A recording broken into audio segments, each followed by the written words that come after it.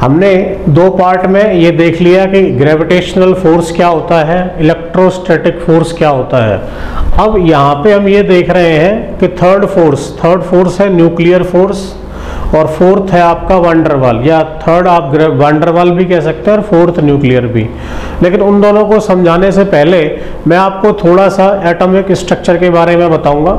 और उससे पहले जो दो फोर्स हमने पढ़े हुए हैं, तो ग्रेविटेशनल फोर्स जो है वो सबसे वीक फोर्स होता है, इलेक्ट्रोस्टैटिक फोर्स थोड़ा सा वीक नहीं होता, बहुत ज़्यादा स्ट्रांग होता है। ठीक है, तो इलेक्ट्रोस्टैटिक फोर्स ग्रेविटेशनल से स्ट्रांग होता है। उसके लिए आप क्या कर सकते हैं, एक एक्सपेरिमेंट कर सकते हैं। आप एक कॉम्ब लीजिए, ठीक है, जो ड्राई हो, और उस कॉम्ब को ड्राई हेयर से आप रगड़ लीजिए। उसके बाद छोटे छोटे टुकड़े कागज के पेज के करके और जमीन पर डाल दीजिए, और उस कॉम्ब को उन टुकड़ों के आप पास में लेके जाओगे तो वो उनको अट्रैक्ट कर लेगा। अट्रैक्ट कर लेगा मतलब ऊपर उठा लेगा, और नीचे क्या लग रहा है, ग्रेविटेशन, और ऊपर क्या लग रहा है, इलेक्ट्रोस्टैटिक फोर्स।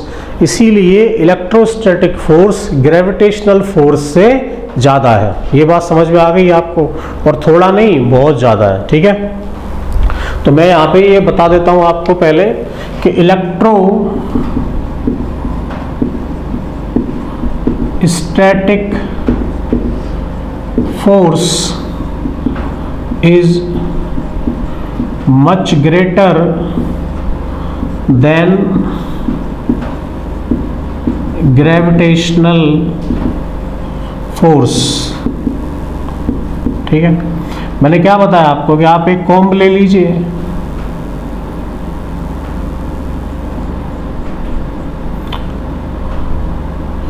और उस कॉम्ब को आपने क्या कर लिया है, रब कर लिया है, और यहाँ पे जो है वो कागज के छोटे छोटे टुकड़े ले लिए। तो ये कागज के टुकड़ों को अपनी तरफ क्या करेगा, अट्रैक्ट करेगा। अट्रैक्ट करेगा मतलब इन पे नीचे क्या लग रहा है, नीचे लग रहा है ग्रेविटेशनल फोर्स, और ऊपर लग रहा है इलेक्ट्रोस्टैटिक फोर्स। अब क्योंकि ऊपर ज़्यादा लग रहा है नीचे कम, तो इलेक्ट्रोस्टैटिक फोर्स कैसा हो गया, ज़्यादा, और ग्रेविटेशनल फोर्स कैसा हो गया, कम। ठीक है, अगर हमें ये कंपैरिजन करना है कि कितना ज़्यादा और कितना कम, तो उसके लिए हम क्या करेंगे, दो प्रोटॉन के बीच लगने वाला हम फोर्स लगा लें, दो प्रोटॉन इलेक्ट्रॉन के बीच लगने वाला लगा लें। ठीक है, तो हम दोनों निकाल लेंगे, ग्रेविटेशनल भी और इलेक्ट्रोस्टैटिक भी, और दोनों को निकाल के वैल्यू पुट कर दें। ठीक है, तो हमें पता लग जाएगा कि जो ग्रेविटेशनल फोर्स और इलेक्ट्रोस्टैटिक फोर्स का रेशियो है वो 1:10⁻36 है। ठीक है, ये इतना ज़्यादा फोर्स है जो इलेक्ट्रोस्टैटिक का लगता है। तो आई होप आपको समझ में आ रहा होगा कि कितना ज़्यादा फोर्स ये लगता है और ग्रेविटेशनल कितना वीक फोर्स है। तो ये समझ में आ गया यहाँ तक। अब जो हम नेक्स्ट पढ़ने वाले हैं वो नेक्स्ट दो फोर्स हैं। कौन कौन से हैं? एक है वीक वंडरवाल और दूसरा है न्यूक्लियर फोर्स। तो ये उसके लिए हम क्या करते हैं, थोड़ा सा एटॉमिक स्ट्रक्चर के बारे में मैं आपको बता देता हूँ। हम सब ये बात जानते हैं कि न्यूक्लियस के अंदर क्या होते हैं, न्यूट्रॉन और प्रोटॉन, ये आपने 10th में पढ़ा है। और इलेक्ट्रॉन जो है वो बाहर डिफरेंट ऑर्बिट्स में चक्कर लगाते हैं। ठीक है, अब न्यूट्रॉन पे तो कोई चार्ज नहीं होता, लेकिन प्रोटॉन पे तो चार्ज होता है। प्रोटॉन पे चार्ज कैसा होता है? पॉजिटिव का। कैसा होता है? पॉजिटिव का। और पॉजिटिव आप कहोगे सर अभी आपने खुद ही बताया कि पॉजिटिव तो रिपेल करता है, और रिपेल करता है तो फिर ये इसके अंदर कैसे रह सकते हैं? तो देखिए ये न्यूक्लियस है। क्या है ये? न्यूक्लियस। न्यूक्लियस के अंदर प्रोटॉन को बांध के रखती है न्यूक्लियर एनर्जी। कौन सी एनर्जी? Nuclear energy. तो इनके बीच जो फोर्स लग रहा है वो फोर्स सबसे स्ट्रांग होता है। इसी को हम पढ़ेंगे न्यूक्लियर फोर्स में। फिर जब इस न्यूक्लियस का साइज हम बड़ा कर देंगे तो बड़ा करने से क्या होता है, ये न्यूक्लियस टूटता है, अनस्टेबल हो जाएगा। टूटेगा तो वो अल्फा पार्टिकल निकालेगा, बीटा निकालेगा, ठीक है। और जब बीटा पार्टिकल निकलेगा तो वहीं पे हम डिस्कस करेंगे वीक वैन डर वाल फोर्स क्या होता है। तो पहले इसको एक बार आप यहाँ तक का नोट करिए और फिर मैं आगे आपको बताता हूं इन दोनों फोर्सेस के बारे में। न्यूक्लियस के बारे में बात करनी है हमने, तो देखो मैं न्यूक्लियस को थोड़ा सा बड़ा बना देता हूं। ये हो गया न्यूक्लियस। न्यूक्लियस के अंदर न्यूट्रॉन प्रोटॉन ये होते हैं, ठीक है। अब प्रोटॉन क्या करेगा, प्रोटॉन और प्रोटॉन आपस में रिपेल करेगा। ये इसको इधर धक्का देगा, ये इधर धक्का देगा, ठीक है। प्रोटॉन इधर आपस में क्या करेगा, ये इधर धक्का देगा, ये इधर धक्का देगा, ठीक है। तो ये क्या करेंगे, एक दूसरे को रिपेल करेंगे। प्रोटॉन रिपल्शन होता है। लेकिन फिर ये न्यूक्लियस के अंदर कैसे रहते हैं, तो ये हो गया जी न्यूक्लियस। तो न्यूक्लियस के अंदर क्यों रहेगा वो इसलिए रहेगा कि न्यूक्लियस को बांध के रखने के लिए एक एनर्जी जो है वो यहाँ पे लगी हुई है, और it is bounded by nuclear energy. Nuclear energy से ये बाउंडेड है, और इनके बीच रिपल्शन लगने के बाद भी ये एक दूसरे से दूर नहीं जा रहे। इसका मतलब यहाँ पे एक फोर्स और लग रहा है, तो वो फोर्स इनको क्या करता है, अट्रैक्ट हमेशा। तो न्यूक्लियर फोर्स अट्रैक्ट प्रोटॉन। तो प्रोटॉन को न्यूक्लियर फोर्स क्या करेगा, अट्रैक्ट करेगा। और क्योंकि ये दूर नहीं जा रहे, इससे ये बात क्लियर है कि न्यूक्लियर फोर्स इलेक्ट्रोस्टैटिक से कैसा है, ज्यादा। तो nuclear force is greater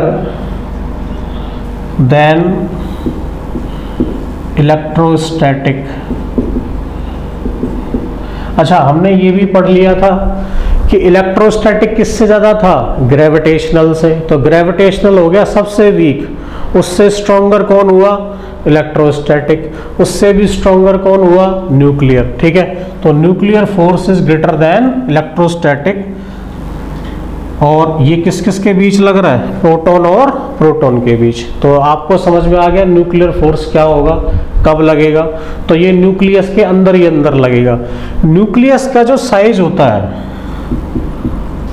size of nucleus, वो 1 फर्मी के बराबर होता है। आगे चल के हम अभी मेजरमेंट्स वगैरह जब पढ़ेंगे तो मैं आपको बताऊंगा 1 फर्मी की वैल्यू क्या होती है। 1 फर्मी होता है 10⁻⁻15 मीटर, बहुत छोटा, ठीक है।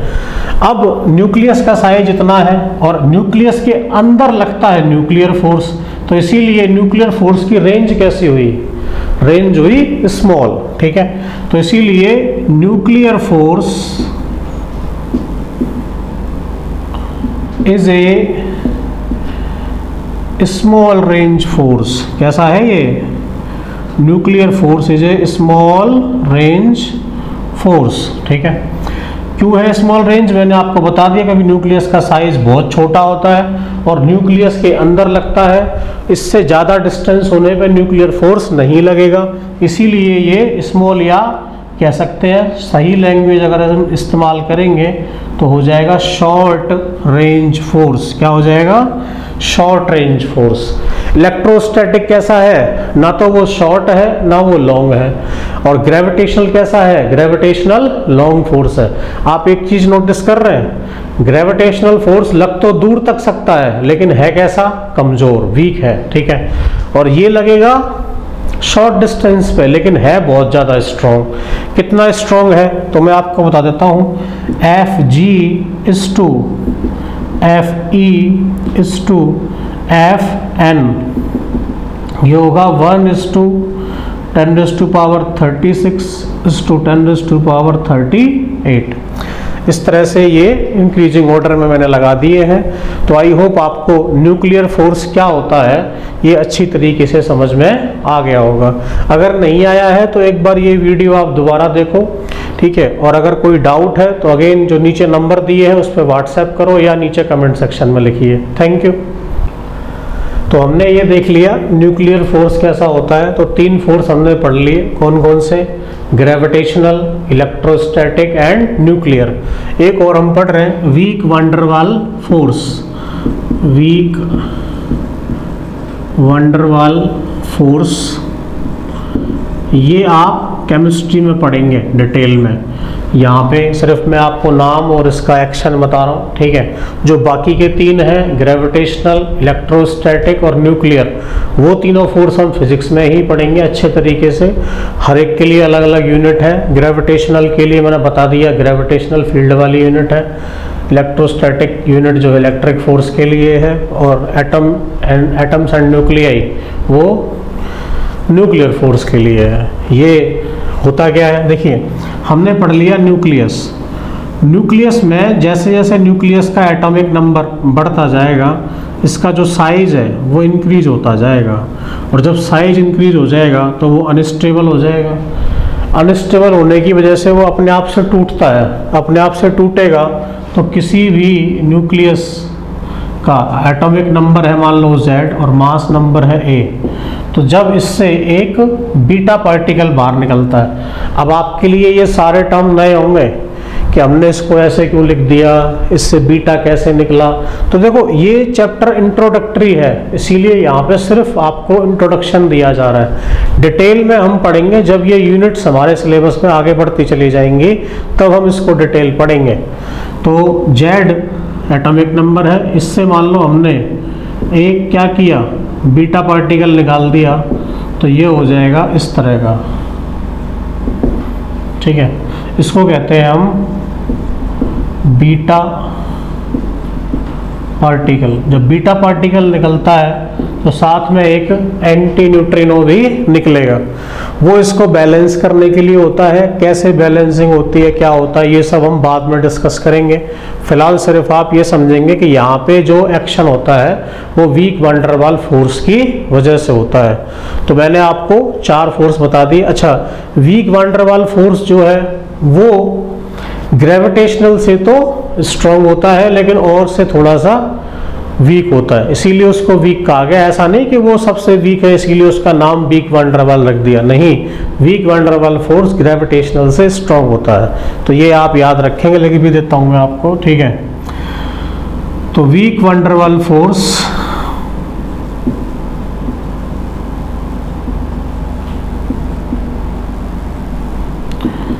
is stronger than gravitational force, ठीक है। तो ये उससे स्ट्रोंगर होगा। सिर्फ इसके नाम पे मत चले जाना कि वीक का मतलब ये सबसे वीक होगा, ठीक है। तो हमने जो 11th का पहला चैप्टर है फिजिकल वर्ल्ड, ठीक है, वो हमने अभी फिजिकल वर्ल्ड के बारे में पढ़ा हुआ है। जो हम नेक्स्ट आगे पढ़ने वाले हैं वो हम पढ़ेंगे मेजरमेंट। मेजरमेंट में एरर हम कैसे काउंट करते हैं, सिग्निफिकेंट फिगर्स हम कैसे निकालेंगे, डिफरेंट डिस्टेंसेस क्या होती हैं, यूनिट्स क्या होती हैं, डायमेंशन क्या होती हैं, तो ये सारा हम वहाँ पे डिस्कस करेंगे, ठीक है। तो ये थ्योरेटिकल चैप्टर है थोड़ा सा, हालांकि मैंने इसको एलाबोरेट करने की कोशिश की है, तो आप इसमें घबराएं नहीं। ये अभी से आपको ये सारी चीज़ें समझने की ज़रूरत नहीं है, सिर्फ आप ये देख लो होता क्या है। उसके बाद जैसे जैसे हम सिलेबस आगे प्रोसीड करेंगे उसको हम डिटेल में पढ़ते चले जाएंगे। तो ये आपका फिजिकल वर्ल्ड यहाँ पे कंप्लीट हो गया है, और आप एनसीईआरटी से देख के इसके नोट्स अच्छे बना सकते हैं। अगर किसी को इसके नोट्स चाहिए तो आप मेरे को अगेन जो दिए गए नंबर है उन पर व्हाट्सएप करें या कमेंट सेक्शन में बता दें, मैं आपको इस चैप्टर के नोट्स सेंड कर दूंगा। Thank you.